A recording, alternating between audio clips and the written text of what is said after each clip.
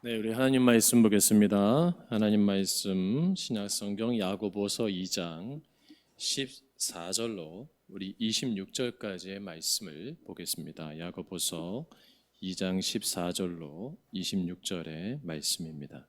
신약성경 372면에 있습니다. 우리 한 절씩 교독합니다.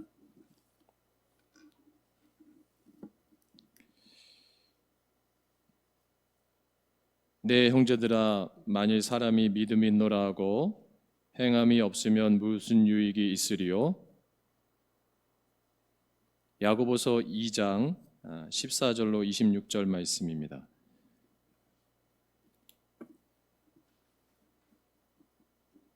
잘못됐나요? 교독하시면 되는데. 네. 너희 중에 누구든지 그에게 이르되 평안히 가라, 덥게 하라, 배부르게 하라 하며 그 몸에 쓸 것을 주지 아니하면 무슨 유익이 있으리요? 어떤 사람은 말하기를 너는 믿음이 있고 나는 행함이 있으니 행함이 없는 내 믿음을 내게 보이라. 나는 행함으로 내 믿음을 내게 보이리라 하리라.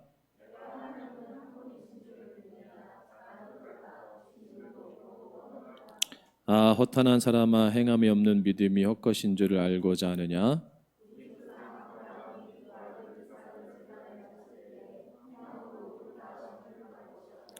네가 보거니와 믿음이 그의 행함과 함께 일하고 행함으로 믿음이 온전하게 되었느니라.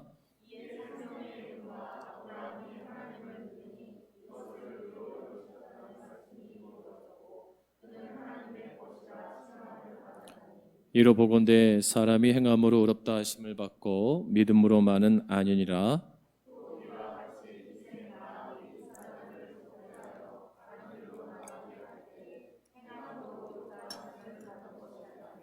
같이 봉독합니다. 영혼 없는 몸이 죽은 것 같이 행함이 없는 믿음은 죽은 것이니라. 아멘. 할렐루야. 행함 있는 믿음이라는 말씀으로 이 시간 함께 은혜를 나누고자 합니다. 야누스적인 사람이라는 말을 여러분 들어봤을 거예요. 야누스적인 사람. 이것은 한 얼굴에 두 얼굴의 형태를 가지고 있는 사람을 야누스적인 사람이라고 말을 합니다. 동전의 앞뒤면과 같은 사람이라고 지칭하는데요. 그래서 한 얼굴에서 한 지체에서 두 개의 각기 다른 모습과 행동이 뿜어 나올 때 이르는 말이기도 합니다. 그래서 긍정적인 의미보다는 부정적 의미로 사용될 때 이 단어가 쓰여집니다.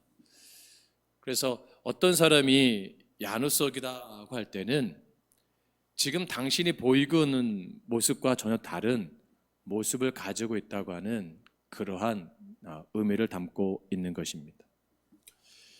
이 야누석인 모습이 오늘날 우리의 모습이라고 한번 생각해 볼 때 어떨까 생각하게 됩니다. 우리를 지칭하는 모습이라고 하면 어떨까 생각을 해보게 돼요. 특별히 우리는 하나님의 사람이잖아요.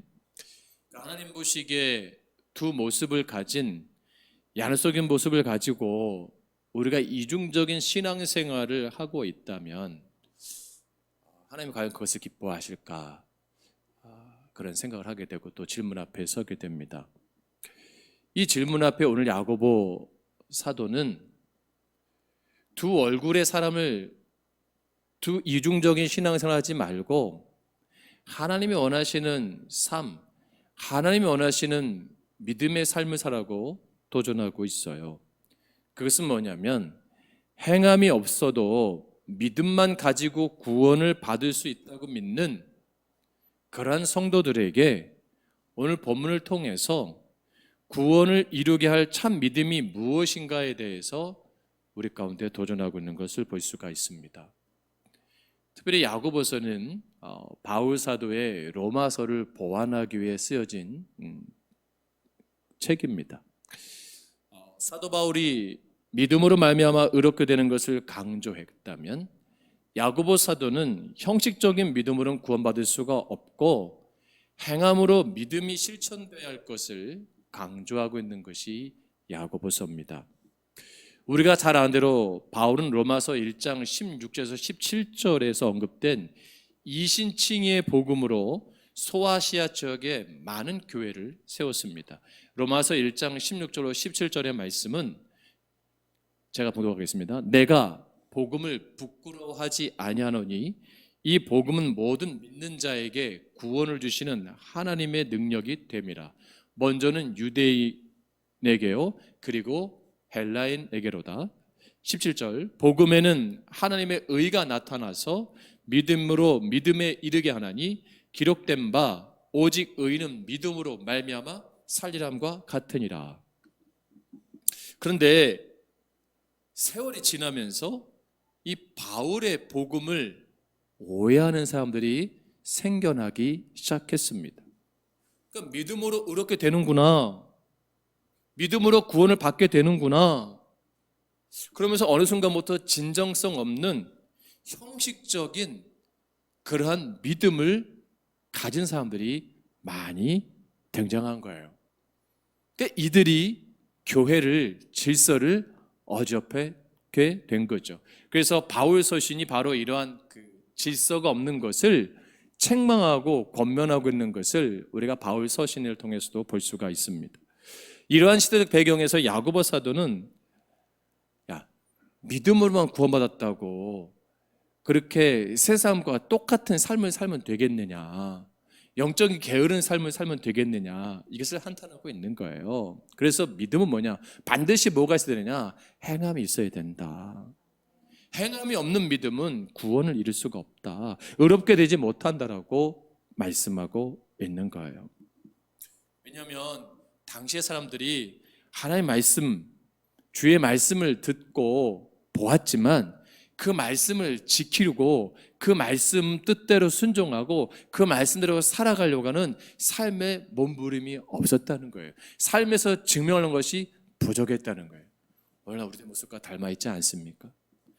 구원 받았는데 그렇게 내가 처절하게 이 세상 가운데 살 필요가 있을까? 이미 난 구원받은 자인데 내가 이 세상 가운데서 그렇게 하나님의 말씀대로 순종하는 삶을 그렇게 지키며 살아도 될까? 라는 모습들이 있잖아요. 야고보는 참된 믿음이라고 하는 것은 말뿐만이 아니라 형식적인 것뿐만 아니라 행함을 따를 때 증명될 수 있다라고 말씀하고 있는 거죠. 그래서 복음은 두 기둥을 가지고 있는 거예요. 하나는 뭡니까? 믿음과 행함의 두 기둥이 있을 때 복음이 완전해지는 것을 볼 수가 있습니다. 그래서 참된 믿음을 가진 사람은 행함이 있고 참된 행함을 가진 사람은 믿음이 있는 것을 보게 됩니다. 오늘 야고보 사도는 행함이 없는 믿음을 단도직입적으로 이렇게 표현합니다. 죽은 믿음이다. 좀 잔인한 표현을 썼어요. 행함이 없는 믿음은 죽은 믿음이다. 그럼 우리가 죽은 믿음으로 살아야겠어요? 살아있는 믿음으로 살아야겠어요? 살아있는 믿음으로 살아야죠. 살아있는 믿음으로 살기 위해서는 뭐예요? 행해야 되는 거예요. 제 목양실에 자그마한 어항이 있습니다. 이것도 엄청 짐이에요. 이게 생명이잖아요.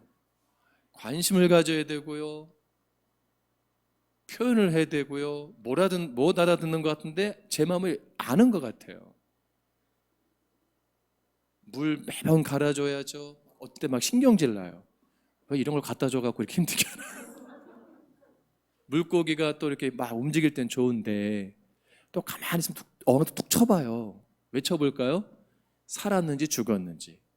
그래서 놀라운 게요, 물고기가 가만히 있으면요 죽어 있어요. 살아있는 건요 끊임없이 움직여요. 천천히 가든 빨리 가든 자기 마음대로 가든 막 행동함이 있어요. 살아있는 건 이거구나. 가만히 있으면 살아있는 것 같지만 죽은 거구나. 여러분, 우리가 행하면 바로 이겁니다. 아는 거로, 안다고 해서 가만히 있는다? 달라질 게 아무것도 없어요. 그렇지 않습니까?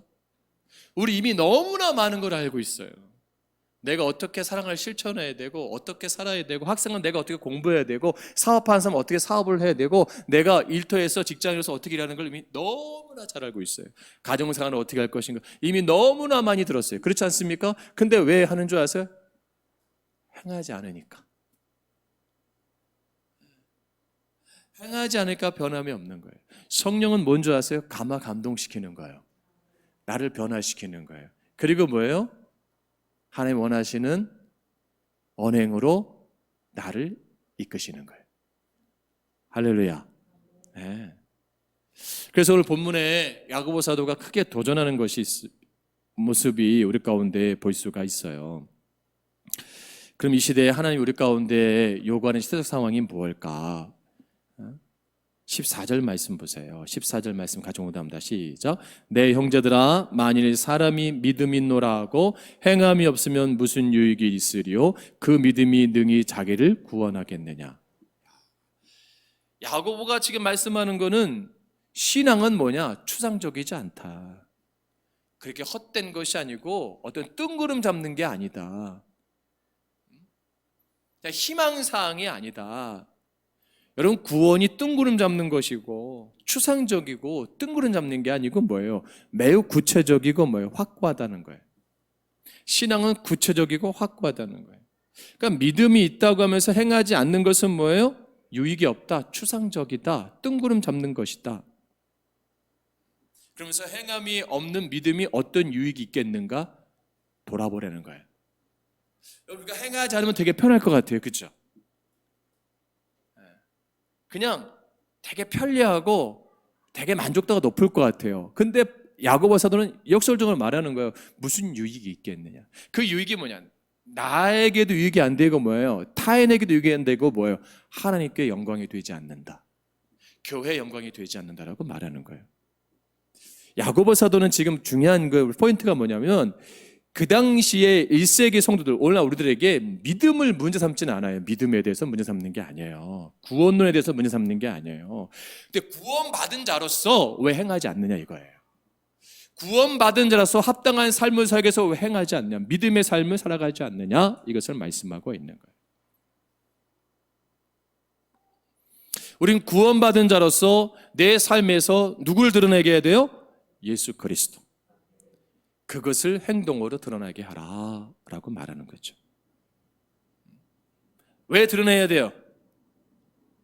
세상에 빛을 소금 됐으니까, 구별된 성도니까, 거룩한 자들이니까. 근데 그래서 드러나지 않으면 저분이 예수 믿는 사람이었어? 저 사람이 목사였어? 와, 저분이 저 교회 장로였어?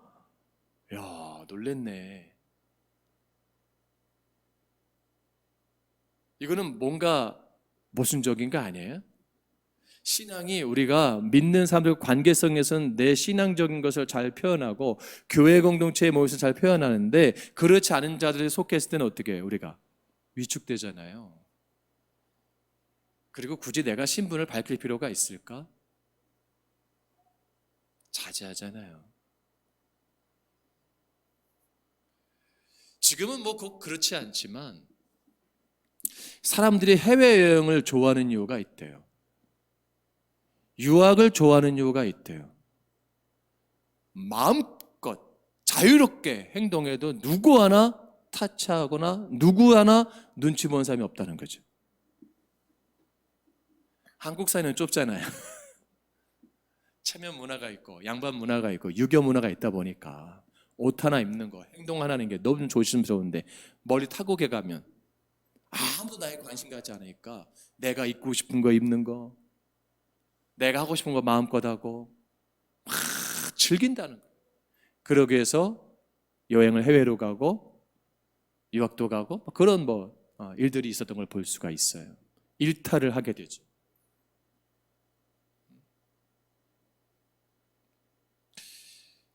그리고 돌아와서는 난 안 그런 사람이에요. 내가 어떻게 그런 말과 행동과 그런 삶을 살 수 있나요? 나는 하나님의 사람인데요. 우리의 모습 아니에요? 제가 어느 때 제일 기쁜 줄 아세요? 솔직히 말씀을 드릴게요. 인천을 벗어나는 순간.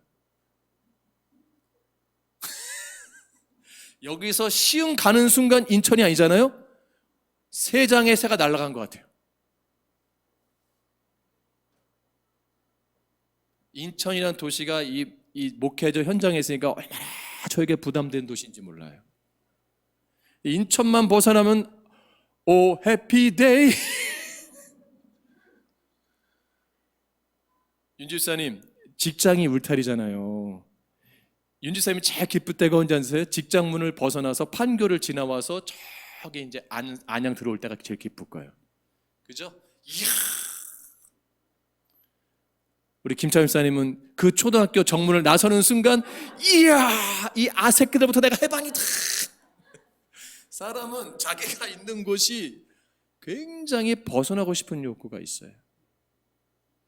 근데 우리 야고보 사도는 원하는 게 뭐냐면 믿음이 있는 자면 벗어난 것에서 증명하지 말고 그 현장에서 뭐예요? 믿음으로 증명하라는 거예요. 행하라는 거예요.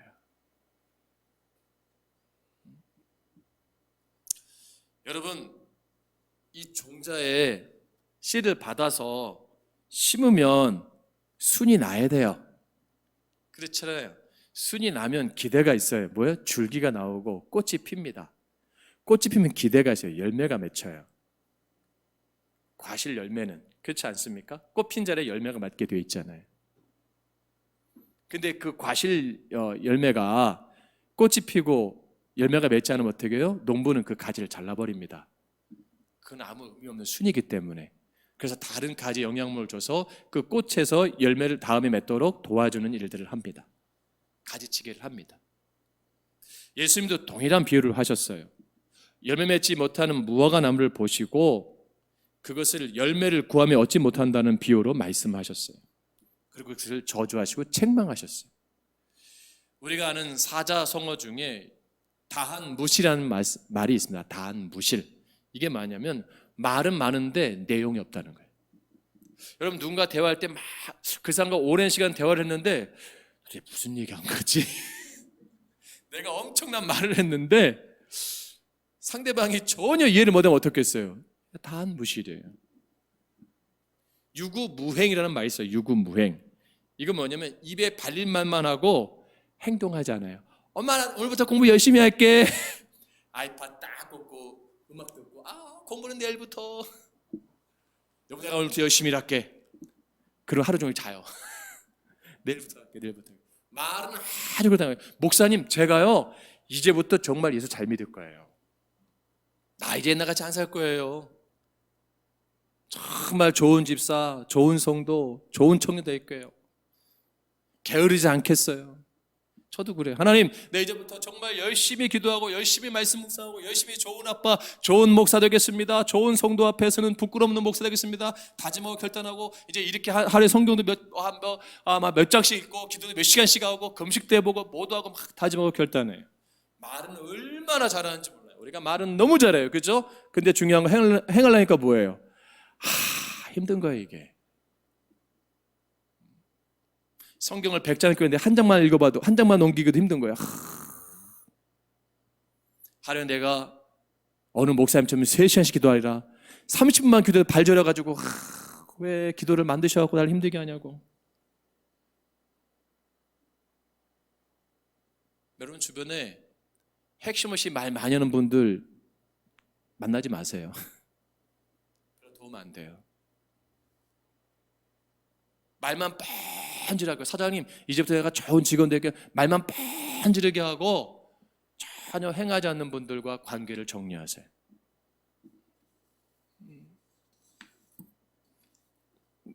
그거는 그분도 힘들고 나도 힘들고 서로 속이는 거예요. 여러분 주님 앞에서 말만 뻔질하게 예수 믿는 분들 교회 나오지 마세요. 그건 예수 믿는 사람들이 아닙니다. 말만 그럴듯하게 한 분들 삶은 전혀 그렇지 않은데 하나님 기뻐하시겠어요? 그게 저에게 하는 말이에요. 가정에서 좋은 아빠가 되고 좋은 남편이 되면 실천을 해야 되는데 우리 김사 엄마 작심 3초.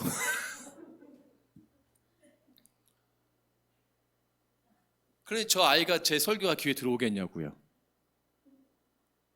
위선자, 거짓된 자, 가짜 목사. 한참 사춘기니까 그렇게 생각하는 거예요. 왜요? 설교 때는 그럴듯하잖아요. 번지르하잖아요. 설교하는 말도 여러분 오해하잖아요. 야, 우리 목사님은 가정에서 진짜 최고의 아빠일 거야. 최고의 남편일 거야. 성도들은 그렇게 생각한단 말이에요. 말만 들을 때. 삶을 겪어보지 않은 사람은 모르는 거예요. 삶을 겪어본 서연이, 다현이는 빵점짜리 아빠인 거예요. 집에서 서열이 4위잖아요. 엄마가 1등, 서연이가 2등, 다현이가 3등, 제가 4등. 그래서 처가 때 가서 장모님 되잖아요. 장모님 제가 4위인 줄 아세요? 왜? 집에서 넘버 4기 때문이에요. 처가 때 가도 4위고. 웃으셨는데 전 여러분의 삶을 몰라요. 여기서 보면 다 번지르해요. 다 좋아 보여요. 기대감이 생겨요. 착각하게 만들어요. 와, 저 집사 이제 정말 좋은 안수 집사가 되고 장로가 되겠구나. 착각하게 만들어요. 아, 저희 집사님 좋은 권사 돼서 이제 교회를 이끌 수가 있겠구나. 착각하는 모습을 나는 볼 수밖에 없어요. 그걸 누가 제일 잘 알아요? 그 아내, 그 남편, 그 부모. 저는 반드시 신방할 겁니다. 그리고 물어볼 거예요. 그 부모님에게, 집사님, 어머니, 그 사위, 그 아들 정말 소망교회 중직으로 세워도 될까요? 솔직하게 말씀해 주세요. 하나님 앞에 정말 정직하게 말씀해 주세요. 목사님, 내 아들, 내 사위는 선비입니다. 알겠습니다. 할 말이 뭐 있어요? 제가 할 말이 뭐가 있어요? 그죠? 된 거 아니에요? 집사님, 남편 정말 세워도 될까요? 목사님, 좀 더 기도해 보시죠. 알겠습니다. 웃는 분들은 벌써 또 남편에게 가야죠. 집사님, 아내 되신 집사님 이제 권사님 세우시려는데 어떠세요? 아, 목사님, 장로감이에요. 여자지만 장로감이에요. 브리스길라 같아요. 알겠습니다. 목사님, 제 아내 아직은 아닙니다. 그럼 언제예요? 좀 더 기도해 보고요. 알겠습니다. 여러분, 이런 교회가 좋은 교회예요. 할렐루야. 이런 교회 쉽지 않습니다. 못해도 다 잘한다고 하잖아.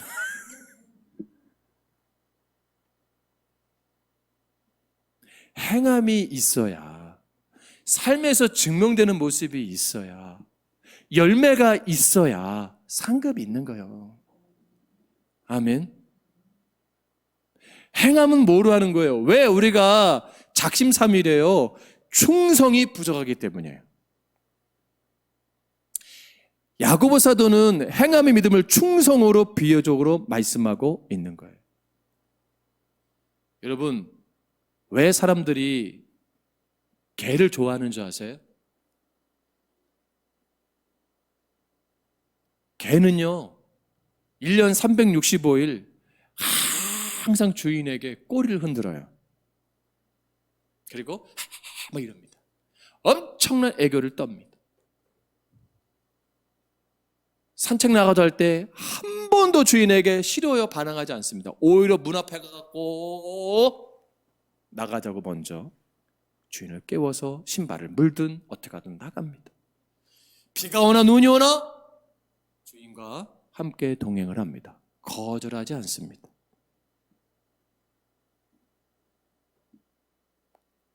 배신하지 않는다는, 한결같으니까. 최한결? 한결같으니까. 행함은 한결같은 거예요. 내 믿음의 행함이 요동치는 행함이라면 이건 문제가 있는 겁니다. 기분 좋으면 하이를 찍고 기분 나쁘면 바닥을 찍고, 그거는 믿음이 아니에요. 감정에 따라 신앙생활하는 거지. 할렐루야. 감정에 따라 생활하는 거지. 항상 기뻐하라. 이 말씀에 우리가 여기 있는 거예요. 성령이 충만하면 상황이 보이는 게 아니에요. 할렐루야. 환경이 보이는 게 아니에요. 낙담되는 게 아니에요. 긍정적으로 바라보는 거지. 그래서 내 믿음을 지킬 수가 있는 거예요. 그래서 어려운 사람이 있을 때, 힘든 사람이 있을 때, 내가 기분이 좋을 때 그때만 하는 것이 아니라, 감정이 내 안에 충만할 때, 모든 것이 쏟아질 때 그것이 아니라 내가 연약할 때도 뭐예요? 섬기는 마음, 세워주는 마음, 사랑하는 마음, 한결같은 마음으로 뭐예요? 행하려는 거예요.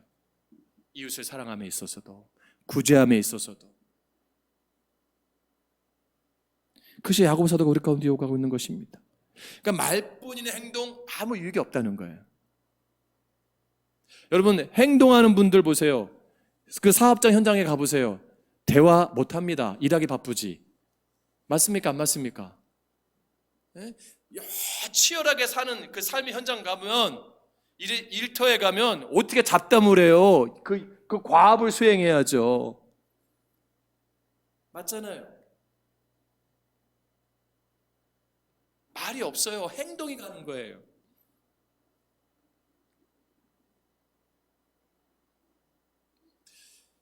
제가 우리 서연이에게 조금만 물어보려면 이래요. 나가라고. 지금 공부하니까 아빠랑 대화할 시간 없다고 나가라고. 쳐다도 안 봐요, 그냥. 응? 네. 왜? 저 아이는 공부를 해야 돼요. 나랑 대화하는 게 무의미한 거예요. 공부하기 싫은 아이는 야, 뭐 먹을래? 야, 좀 이거 좀 해보자. 자꾸 나가요. 복도에서 대화를 하든 뭐든 하든. 제가 그랬거든요. 도서관에 간다 놓고 공부가 안 돼요. 나가 노는 거예요, 그냥. 부모님은 공부 열심히 한 줄 알아요. 근데 본질을 붙잡는 사람은 그 일에 충실한 거예요.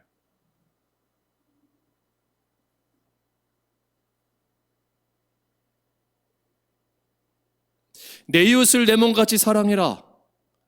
그건 내 삶의 전부를 들여서 실천하기를 원하시는 그리스도의 마음이에요. 우리가 그리스도의 마음을 담기를 원하고 주님의 제자가 되기를 원하고 말씀을 묵상하고 우리가 살아가는데 중요한 것은 왜 우리가 여전히 제자가 되지 못하고 있고 그분의 마음을 담고 있지 못하냐? 그분처럼 행하지 않기 때문이에요. 항상 내 생각대로 살기 때문이에요. 그리고 내 행함이 나에게서 끝나는 거예요. 나에게서. 내 안에서 내 속 사람에서 끝나는 거예요. 그걸 뭐라 그러냐? 양심 마무리 신앙이에요. 여러분, 신앙은 기분대로 하는 거 아닙니다. 여러분, 절대 기분대로 예수 믿는 거 아니에요. 감정으로 예수 믿는 거 아닙니다. 분위기 따라 예수 믿는 거 아니에요. 신앙은 주님과 내가 1대1이에요. 지금도 여전히 1대1입니다. 왠지 아세요? 그 훈련이 돼야 심판대 앞에 설 때 부끄럽지 않은 거예요. 옛날에 김우영 감독이 만든 그 팔복시 중에 최춘선 목사님 할아버지 나오잖아요. 이 다큐에. 여러분 보셨잖아요. 그죠? 거기 지하철 전도하는 거 이렇게 하시는 분, 목사님. 연세 많으신 목사님. 많은 분들에게 감동을 주었는데 그분이 멘트가 참 인상적인 게 뭐냐면 충성은 열매요. 전 거기서 엄청 무너졌었어요. 왜 이렇게 전도하세요? 왜 이렇게 지하철 맨발 신고 하세요? 신발 언제 신을 거야? 통일되면 신겠대. 독립운동 하셔가지고 내가 남북한이 통일되면 그때 내가 신발 신을 겁니다. 하나 앞에서. 충성은 열매요. 왜 이렇게 하십니까? 충성 열매. 비가 오나 눈이 오나 감정에 치우치지 않고 상황에 타협하지 않고 누가 뭐해도 흔들리지 않고 하나님과 내 1대1에 그 붙잡고 말씀 붙잡고 하나 앞에 서는 것처럼 매일 삶 속에서 삶을 살아가잖아요. 그분의 삶이 그 현장에 설 때는 정신병자 같고 거지 같고 미친 광인 같고 이상한 사람이지만 그를 아는 모든 지인들, 학자들라든가 모든 교수라든가 신앙의 훌륭한 분들은 다 그분을 존경한다고 하잖아요. 금보다 좋은 옷을 입고 좋은 신발을 신고 좋은 걸 가지고 주회를 감당했던 분들보다 훨씬 더 존경을 받잖아요.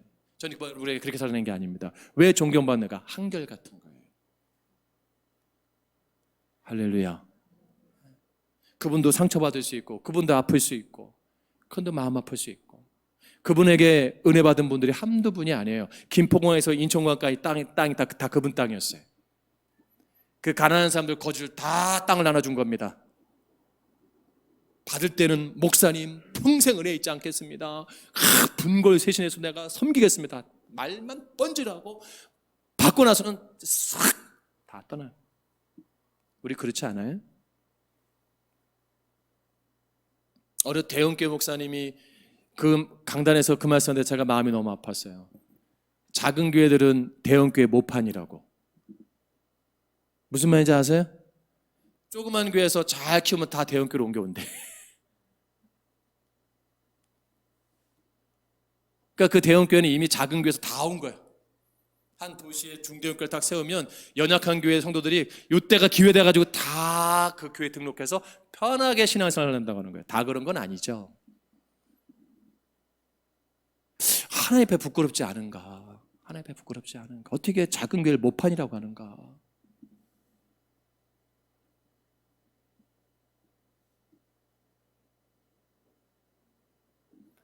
행함이 없기 때문에 변화가 없는 거예요. 여러분, 아무리 말로 사랑한다고 해도 진짜 사랑은 행동할 때 드러나는 거예요. 할렐루야. 여러분, 아무리 내가 누군가를 좋아한다고 말해도 행동하지 않으면 진짜 좋아하는가? 헷갈려요. 여러분, 주님 사랑하잖아요. 주님 좋아하잖아요. 근데 왜 행하지 않습니까? 주님은 우리를 너무 사랑하시고 너무 좋아하셔서 십자가를 지신 거예요. 행동으로 보이신 거예요.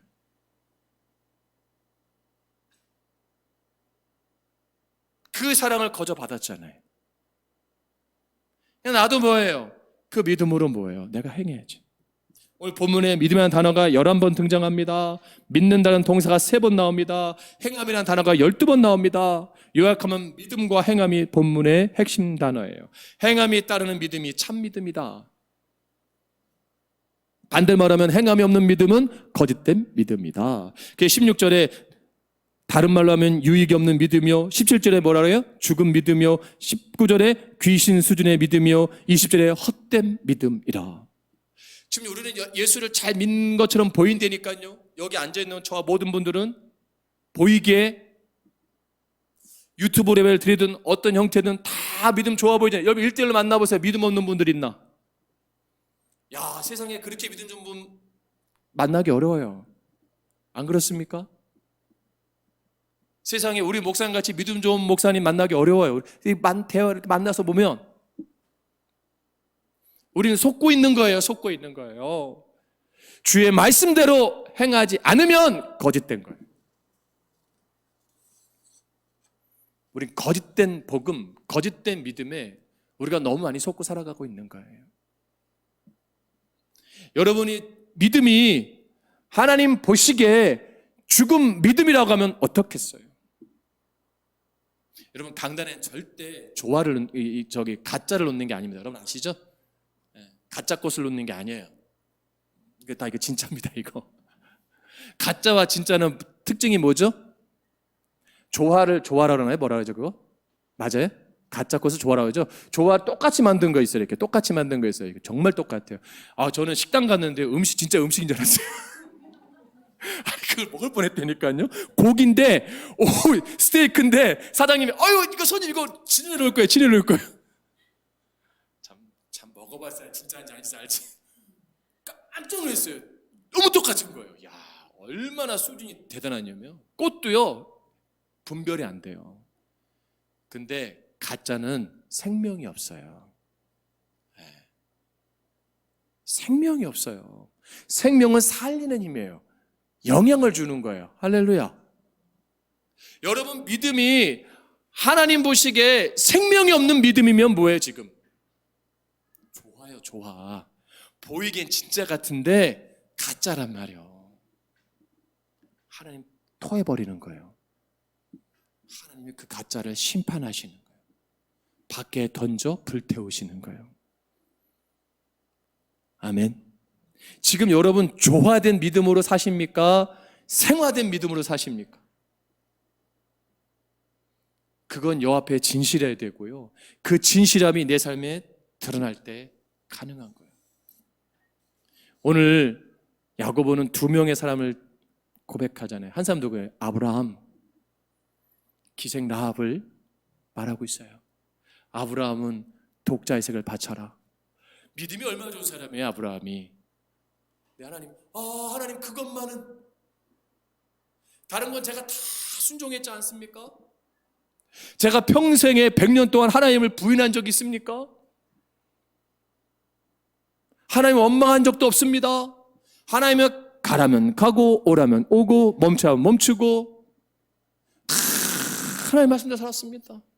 근데 어찌하여 하나님 내 아들 이삭입니까? 말을 해요? 안 해요. 아브라함 한마디도 안 합니다.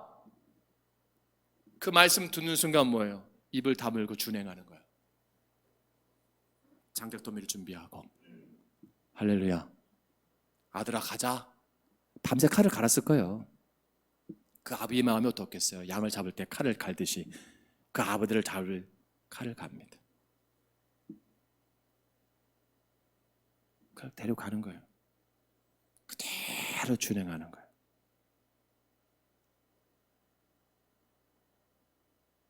그때 믿음의 조상이 되는 거예요. 그때 아브라함이 복이 되는 거예요. 이름도 바뀌는 거예요. 할렐루야. 순종하고 행할 때. 기생 라합은 어때요? 우리가 잘 아는 대로 여호수아 2장에 나오는 여성입니다. 여성분들이 위대한 거예요. 그 신분은 기생이에요. 자기 신분적 한계도 있습니다. 태생적 한계도 있습니다. 환경적 한계도 있습니다. 열등한 사람입니다. 근데 이스라엘 백성들이 아모리 족속과 요단 동쪽의 왕들로 하나님 인도하신 가운데 선멸한다는 소문을 들었어요. 그 들음으로 기생이지만 하나님에 대한 뭐예요? 믿음을 가진 거예요. 그 소문 하나 붙잡고 믿음을 생겨요. 내가 하나님 붙잡아야지. 결국 가나안 땅을 하나님께서 주실 것을 붙잡은 거예요. 그래서 여호수아와 갈렙에게 하나님이 누구인 것과 하나님께서 가나안 땅을 이스라엘 백성에게 주셨다는 것을 믿는다고 말했던 여인이에요. 그리고 그 여호수아 갈렙을 숨겨줍니다. 그리고 피하게 안전하게 길을 내줘요. 그거는요 목숨을 건 행동이에요. 당시 문화 가운데 생명을 걸고 한 거예요. 아브라함은요 아들은 내 생명이에요. 안 그렇습니까? 하나밖에 없는 아들. 내가 같이 죽는 거예요. 아마 이렇게도 표현해요. 아마 그렇게 표현한다고. 이게 뭐 정확한 표현은 아니지만 아마 아브라함은 이삭을 죽이고 자기도 죽었을 거라는 말을 해요. 충분히 이해되지 않습니까? 아들을 죽이고 자기도 자결했을 거라고 말을 하는 거니까 아브라함은 급하게 하나님 멈추겠다는 이유가 그러지 않았을 거라는 그런 추측도 합니다. 기생 라합은 여호수아 갈렙을 숨겨준 자체가 목숨을 담보로 한 거예요. 여러분 신앙이 행동하는 게 이렇게 간단한 게 아니에요. 할렐루야. 기생 라합은 믿음으로 행했기 때문에 결국 그 자신과 가정이 하나님의 진노에서 구원을 받게 됐죠. 그녀가 말로만 고백하고 여호수아 갈렙을 숨겨지지 않았다면 그녀는 여리고성이 점령될 때 죽임을 당하고 말았을 거예요. 후에 라합은 룻의 시아버지인 살몬의 아내가 되고 보아스의 어머니가 되고 할렐루야 다윗 왕조를 여는 결정적인 역할을 믿음의 여인으로 바뀌어집니다.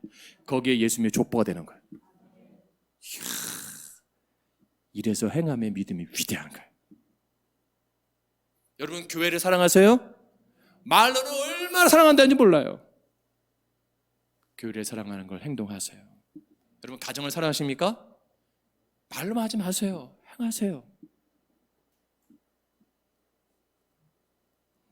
오늘 주보 광야의 소리에도 썼지만 날 때부터 소경된 자가 요한복음 9장 1절로 12절에 보면 있었어요. 예수님께서 침을 뱉어갖고 진흙에 근데 눈을 싹 바른 다음에 실로암 못에 가서 씻어라. 태어날 때부터 소경이에요. 그거를 듣고요, 그거 어떻게 했어요? 행했어요. 할렐루야. 예수님도 어떻게 행동하신 거예요. 행하지 않을 때 변화가 없습니다. 말만 번지르한 신앙 되지 마세요. 삶의 태도로 증명해 주세요. 그래서 축복받고 열매 있고 아브라함처럼, 기생 라합처럼, 이 날때부터 소경된처럼 복을 받고 처음 하나님의 영광 돌릴 수 있는 우리 모두 되기를 원합니다.